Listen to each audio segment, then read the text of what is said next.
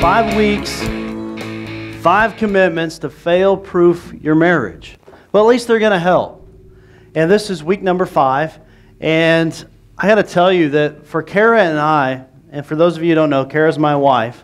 For Kara and I, this has been a really great series because as I've been working through what to say from the front, the two of us have been working through some things in our relationship. And I think regardless of whether you're coming in and you've got years of good, healthy marriage behind you and you're trying to push on to the next level, or you're struggling with stuff and you're just trying to figure out how to make ends meet, or if you're not even there yet, you haven't got to marriage and you're just trying to lay the proper foundation, this has been, I think, a really good series. And so we've talked about commitment number 1 is to seek God. Okay, so God needs to be number 1. It's a priority thing. We've got to place Him right there ahead of everything else. And if we can seek God first, then He's going to take care of the rest. And so we seek our 1 with our 2. So our spouse isn't the 1. God is. And if we're not married yet, while we're waiting for that 1, or that special someone, that number 2, we still seek the 1. We lay the foundation. In the second week, we talked about the commitment of fighting fair. So making sure that we are at least engaging in a proper way, that we're not taking things too far, that we're dealing with our anger, that we're listening to the other person, that we're calm in our communication. And then we talked about seek God, fight fair. Do you know that? Nobody? Have fun. Have fun. Like in marriage, yeah, it's supposed to be fun. And it's crazy how many people look at married people and go, wow, if that's what it's like, I want nothing to do with it. But they should be looking at us and going, wow, they're having a ton of fun. This is awesome. And we need to be engaging with our spouse in ways that have fun. Remember, in ways that are verbally engaging. We communicate. Okay, we recreate together. We have fun. We go out and do these activities. And everybody remembers that part? What? We stay pure. That's the next one. But we communicate, we recreate, we intimate. We intimate. All right, we want to make sure that we're keeping this relationship intimate. And we're feeding into that. And we stay pure. So like, have fun is like, you should do this. And stay pure is like, but don't do that. Okay, so we do this, don't do that. If you're not married yet, don't do any of it. It's off to the side. No intimating for you. All right? And today we're talking about never giving up. So I got to tell you, this one is huge, huge, huge, huge. Because when we enter into that marriage commitment, we need to know from the very beginning, and I deal with this with couples when they come in for premarital counseling, say, what's the one thing that would end your marriage? Almost always they say adultery. Would you agree? And though it's grounds, even biblically, for divorce, for separation, it doesn't have to be. It's also very much so grounds for grace and love. And we can seek God and we can see Him working to restore us. He doesn't just restore our lives, but He restores our marriages and our relationships. And there are so many things that Kara and I, we wouldn't have gotten through if we didn't seek God first and come and follow that up with a commitment that we're never going to give up. And you know, all this stuff in the middle, this fighting fair, having fun, staying pure, at least for me, those things became something I wanted to work for because I knew that I was stuck. Because I'm never giving up. And when you know that you're going to be with that person for a long time, you learn to work through some of the stuff. Because the stuff gets hard to deal with if it's just left there and it just festers. So in marriage, maybe even so in dating, let's start there. In dating, it's kind of like magnets. You ever play with magnets? So you get the north and the south, what happens? Opposites attract. Boom, stuck together. Okay, but if you get a north and a north, what happens? They repel each other. So when we're dating, it's like we're opposites and bam, we're just like stuck together and we think, oh, this is great. And something happens though when we get married. It's like these opposites that are supposed to be attracting are now attacking one another. And we're like, whoa, how did I not see this? How are we even in this relationship together? Like, how is this going to work? And the opposites cause friction. They cause issues. So let's do just a test. I think I've done this once before, but we're going to do it again. So just in the relationships that are involved here, but everybody can participate. How many of you are usually early to on time? Early to on time. How many of you are usually late to later? All right? So generally speaking, in a marriage relationship, you're going to have one of each. It's not always the case, but a lot of times. And then there's that friction. How many of you are savers? Savers? How many of you are spenders? I see some hand raising going on. So we got those elements taking place, but that's not just it. How many of you you're a planner? Like you're type A, like everything's got to be in its place. How many of you are very whimsical? Like, oh sure, yeah, whatever, we can do that. Generally there's one of each. And whatever you are, the other person is driven absolutely nuts by you. But the feeling is mutual, isn't it? Isn't the feeling mutual? And somewhere in marriage, like for our situation, you just learn that I'm not going to be as on time as I would like to be. And sometimes I'm just going to be happy if I can be on time. And we're going to have to just deal with that. And sometimes in life, you're just going to have to work through those financial things together. Some things are going to be a little bit more just carefree, and other things, you're going to have to think that out. You're going to have to budget. You're going to have to structure that, because if you don't structure it, you're not going to have the fun money either. It's out the window. So these are all great things. Let's go to Matthew in chapter 19. I think it's about page 535 if you're following along in one of our Bibles. I didn't mark it, but I'm at least pretty close. 534, 535-ish.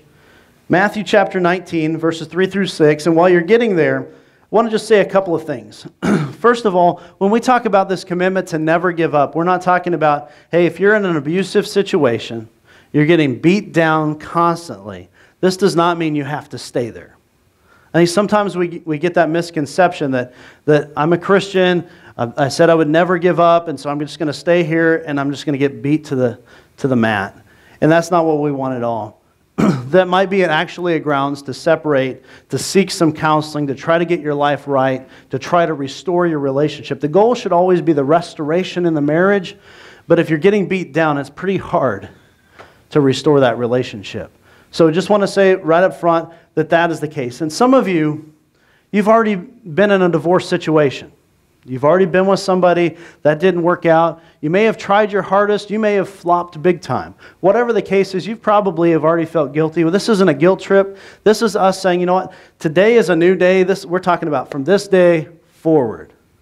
And that's the commitment, right? We can't go back and change the past. But we can use the past to help motivate us and propel us into the future to do the right things. So if you've already experienced that kind of separation, if you've already experienced the pain of a divorce, we're not here to amplify that for you. It's here to help you to make the right choices going from this day forward. So here we are, Matthew chapter 19, verses 3 through 6. And the Pharisees came up to him and tested him by asking. Let me pause for a moment there, because some of you may not know this. And a Pharisee was one of the religious leaders. Okay, so they would be like the pastoral board for the entire church, these Pharisees. And so one of the Pharisees came up to him being Jesus, and tested him by asking, is it lawful to divorce one's wife for any cause? For anything. This was kind of going back to some of the things that Moses said in the Old Testament. And Jesus, oftentimes when he was tested, he would throw a question back. And he answered, have you not read that he who created them from the beginning made them male and female? He's going all the way back to Genesis. In the beginning, God created the heavens and the earth. And he gets to man, and it's not good for man to be alone. And so he puts Adam to sleep, and he takes out from him a rib, and he creates woman, being of man. And this is an amazing picture that Jesus is drawing from, and He created them. So it's all going back to God. And said, therefore, a man shall leave his father and mother and hold fast to his wife. Some versions say cleave. The same concept is present. It's like you're holding on for your life. It's like you're dangling over the side of a building that you don't want to dangle over. Like you are going to grip this thing with all of your life. And you're never going to give up. And so have you not read that He created the male and female? And therefore a man shall leave his father and his mother, and he hold fast to his wife, and the two shall become, say that last word with me, the two shall become one. This is an amazing piece of mathematics here. Because we know that in math you get 1 and that equals 2. But what God is saying is that I can take 1 and make 1. And this is a really fascinating concept. My parents split up when I was 2 to 3-ish. I don't know the proper age, but I know that they split up. I was the reason that my parents got married, because they were expecting.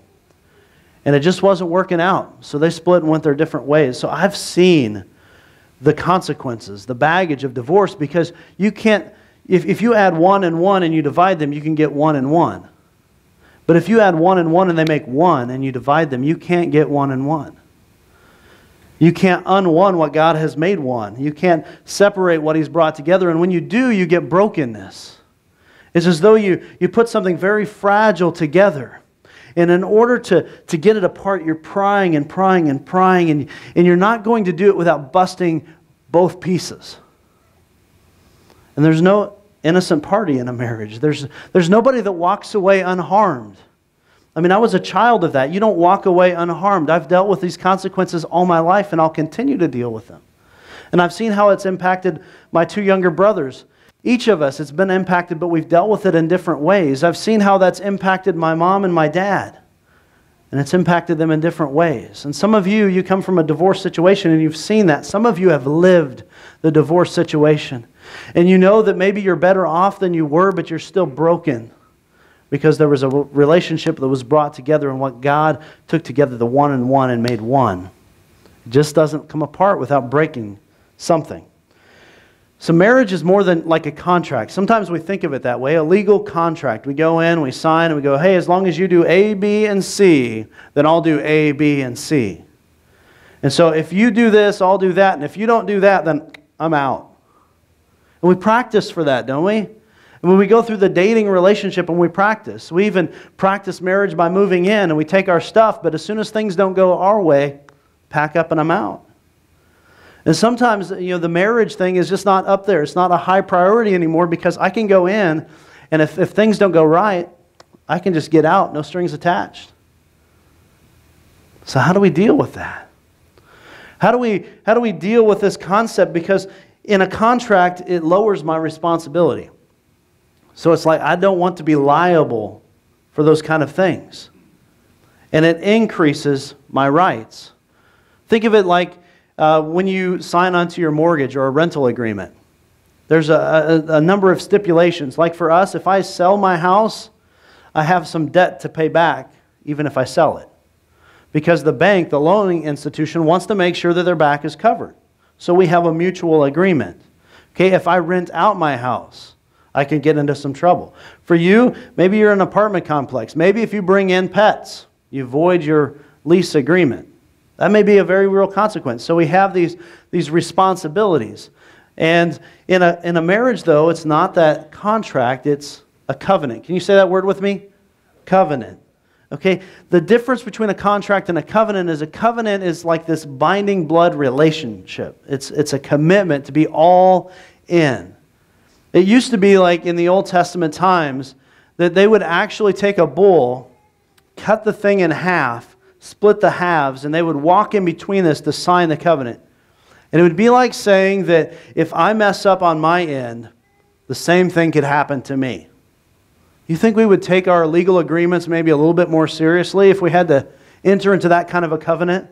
Whoa, if this doesn't work, I'm done. I'm split in half. This is not cool. And to think of that in marriages, a lot of times what they would do is just cut the hands, and the two would join hands together, and it was that blood bond that brought them together. And that's a really cool thing that really we need to understand, that the two are really coming together. And it's not that easy to separate. Once that blood gets intermingled, it's there. So in a covenant, my rights actually go down. Like when I sign on for marriage, I become less of me, and I become more of us. I'm not focused on what I want as much as on what we want now. And my responsibilities, they shoot up. Because when I was a single guy, I could go do whatever I want, whenever I wanted, and it didn't matter because I didn't have to answer to anybody. So if I wanted to go blow my money on recreation, that was fine. If I wanted to stay up all night and sleep during the day, that's on me. I could do that. But now I'm married. It doesn't work quite that way. I have kids. Responsibility even more so, through the roof. I've got to make sure I'm where I'm at when I'm supposed to be there, and that I'm taking care of details. I can run my checking account down to zero, but that's not the best thing for my family because I'm in a covenant relationship. We have become one, and we're working through this together as one. This is a crazy thing with church membership because sometimes we sign on thinking this is a contract. Like if the church will do this for me, then I'll do this for the church. But it should be a covenant. A covenant between you and God, a covenant between you and other believers where you say, you know what? I'm going to sacrifice for myself for the greater good of the body. And that's the covenant relationship in marriage. And we can think that we get to a point where we just don't love each other anymore. And I've heard that a number of different times. The number one reason that people get together, they marry, is because, hey, we love each other. And then the number one reason they get out, we just don't love each other anymore. But love is a commitment.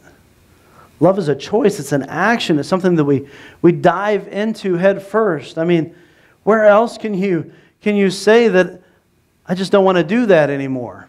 I mean, can you do that with your kids at school? Well, I just decided I didn't want to take them anymore.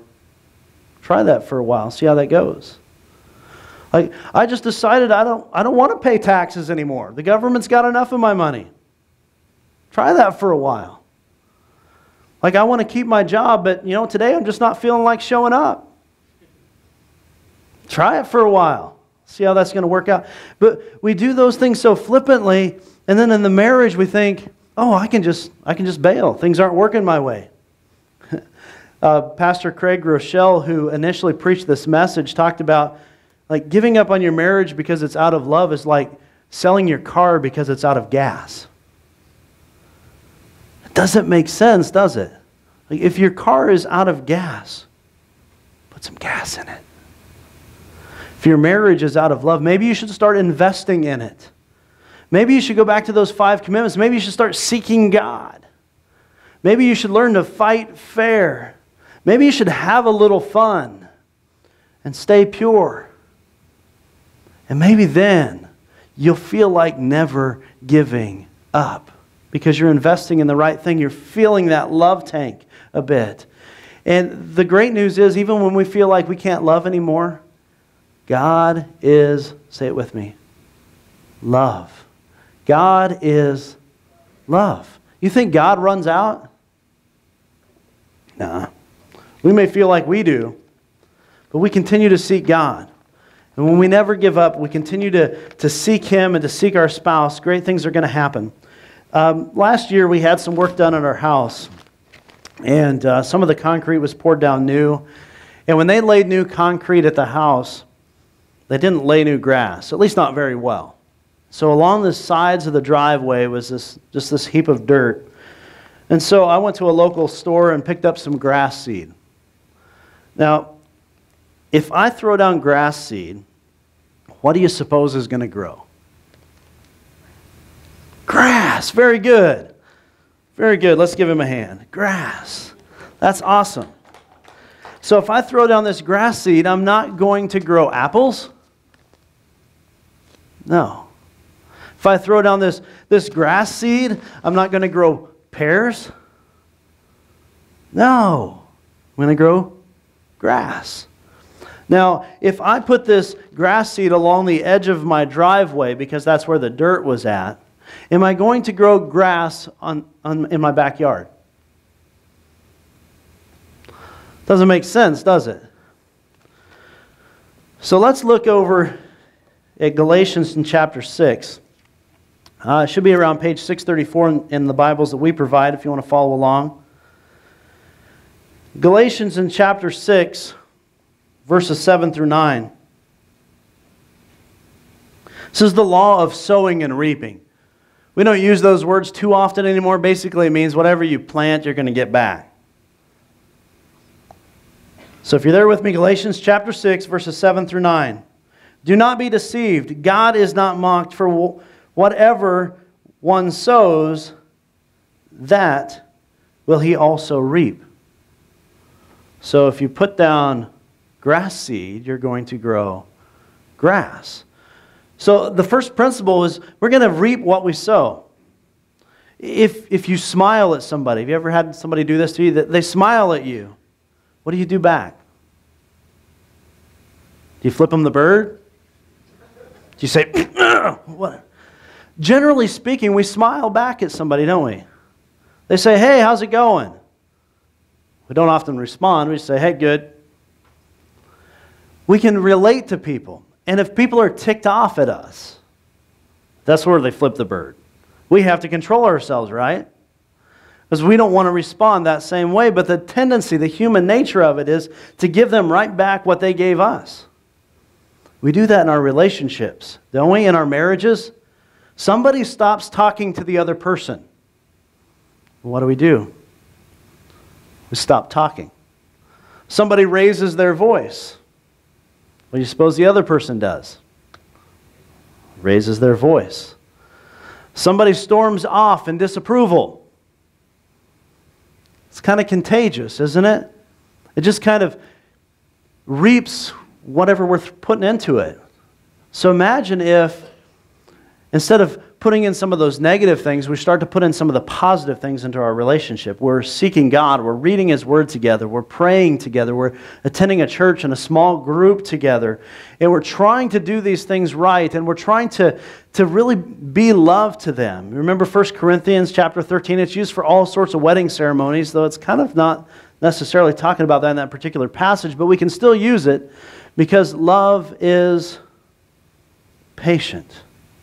Love is kind. It doesn't envy. It doesn't boast. It's not proud. It's not self-seeking. It keeps no record of wrongs. You're kind of getting the point, right? So we're seeking this love together. Who better to seek it with than our number two? And so we're striving to be Jesus to them. We're striving to love on them unconditionally because we're never going to give up seeking God together. We're never going to give up fighting fair together. We're never going to give up trying to have fun together. We're never going to give up staying pure together. And when we do that, we're going to reap what we sow. When you put in good things into your relationship, guys, good things are going to happen. So when you're gracious to that partner, they're more apt to be gracious to you. When you're humble with that partner, they're more apt to be humble for you. When you serve them and do something you don't want to do, they're more apt to do that for you. Let's continue reading. Galatians in chapter 6. Verse 8. For the one who sows to his own flesh will also from that flesh reap corruption. But the one who sows to the Spirit will from that Spirit reap eternal life. And let us not grow weary in doing good, for in due season we will reap if we do not give up. So then, as we have opportunity, let us do good to everyone, and especially to those who are of the same household of faith. So this is talking about inside the church, but how much more so inside of our own homes? See, where we plant it, that's where we're going to reap it at. If we plant it by the driveway, it's not growing up in the backyard. If we put it in our time and energy, if our passions are at work, where are we going to reap a harvest from? At work. right? If our passions are on the golf course or in entertainment or recreation, where are we going to reap a harvest from? And if you're not getting a harvest at home, maybe it's time to ignite some passion there. Maybe it's time to invest some quality time there and be a part of what God is doing. So God is our one, and we seek Him with our two, and we've got to learn to listen carefully and to speak slowly and to be slow to anger. We learn to communicate together and to recreate together and to be intimate together. We learn that we need to stay pure in our relationships because, guys, the world is watching us.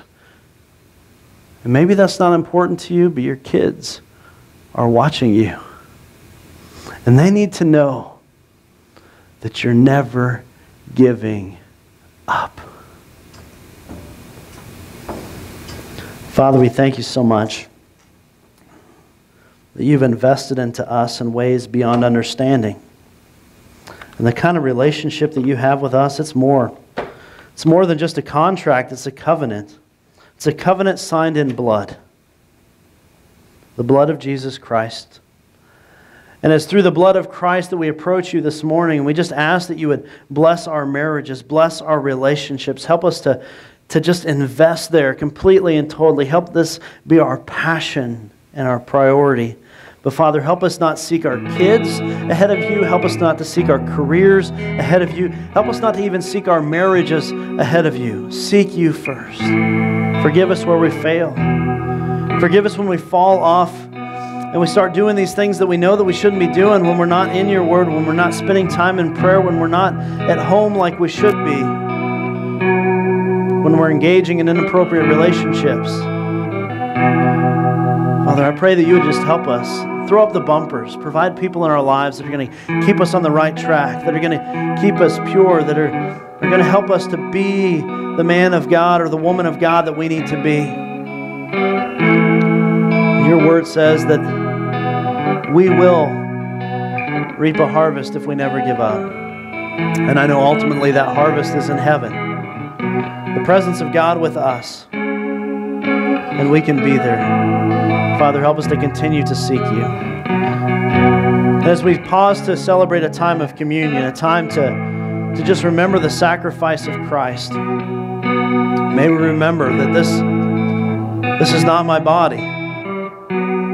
It was paid for through the blood of Christ, and I have a bigger commitment, and I have less rights. But it's so much better that way. You have loved us so much through Christ, and as we pause, we remember the sacrifice, and we draw near to you. So Father, bless this time. In Jesus' name, amen.